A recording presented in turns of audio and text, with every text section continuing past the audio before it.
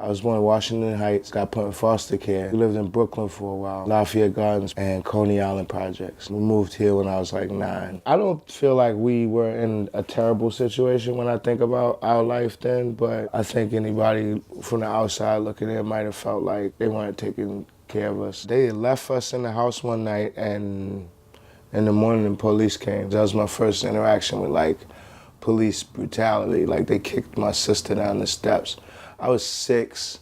I was the oldest. The police were like rushing us, like even like from the moment they came in the door, like getting dressed, yelling at us. My sister Naya was carrying my brother, and the police officer put his foot on her back and was like, hurry up, and like kicked her down the steps with my brother. And they split us all up. We was in different foster care homes, and my mother just got clean and fought and got us back. And she had to prove to the courts that she wasn't anywhere near my father.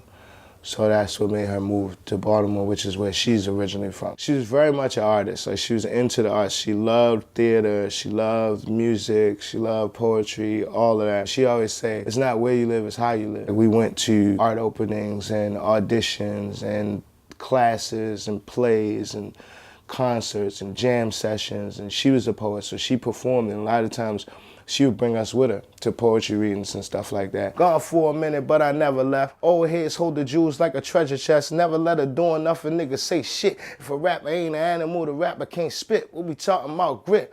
Hard time muscle. You get part-time results from a part-time hustle. Put a muzzle on the tough talk. She died in 2013. That's probably one of the roughest things I've had to deal with. People that had been through it before, they told me they was like, feel your feelings. Don't try to hold it back. Don't try to, there's nothing anybody can say or do for you. When you feel like you have to cry, you gotta cry. When you feel like you need to shut the world off and be by yourself, shut the world off and be by yourself. After a while, I had to started going to therapy. In the Black community, we don't really talk about mental illness a lot, you know what I mean?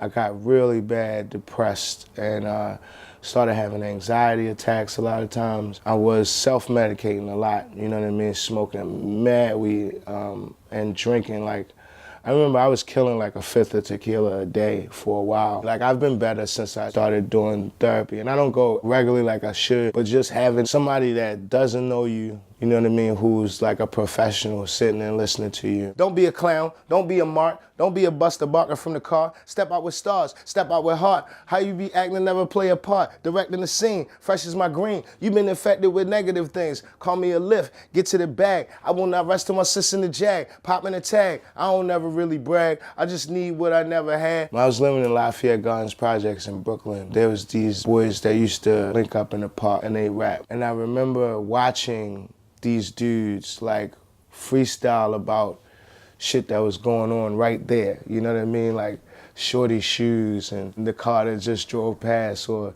the old head junkie walking by, and it's like, and they were funny. It kind of took me out of my world for a little while. I mean, here we are like in the projects, but right here in the courtyard is this whole other world that we've gone to for a minute, you know what I mean? And just sitting and listening to them, you know, and watching that was like, that was the spark of creativity for me. I started writing my own little raps and poetry and stuff like that. I ain't buying it. Plus, I got some people waiting for you if you trying it, so I just calm down, get your mind right.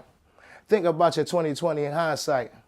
Many think they want to see their limelight till they see their favorite star necking on the turnpike. I have been working in politics since 2004, so 10 years was my day job as a community and political organizer. Initially, it was activism and organizing that I was into, and there's no way really to do it without getting involved in politics. Everything from the stop sign on your street or when your trash get picked up, it's like it's all has something to do with who your elected officials are. A lot of people are like, you know, I don't care, it's all the same. But it's really not. Politicians thrive off of ignorance. The fact that so many of us don't understand how it works and we don't want to pay attention to it, and it is boring and it is confusing, helps them to get away with so much more shit. Yo, I'm from the city of the pistol popping vets, but pistol popping wasn't what I wanted for my set. Had a vision I could travel from the west to Tibet, getting checks, bank rolling my respect. This the best on deck. Can you feel it?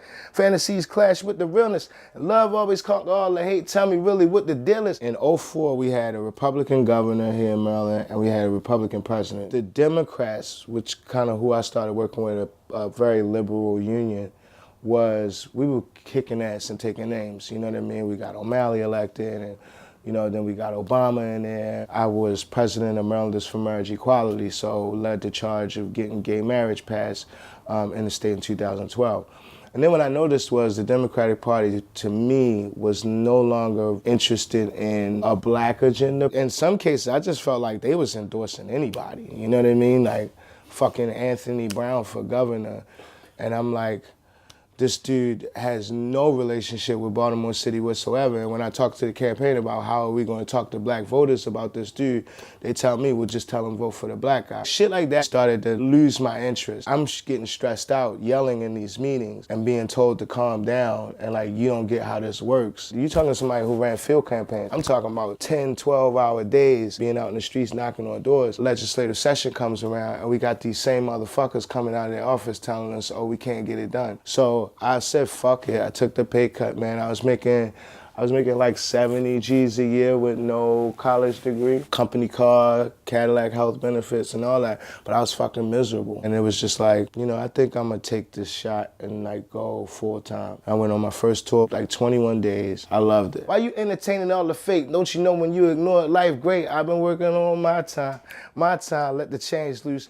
Dark tunnel, but I had to came through, blow a bunch of clouds in the air, see the pain through some eyes looking at a country that would rather hang you.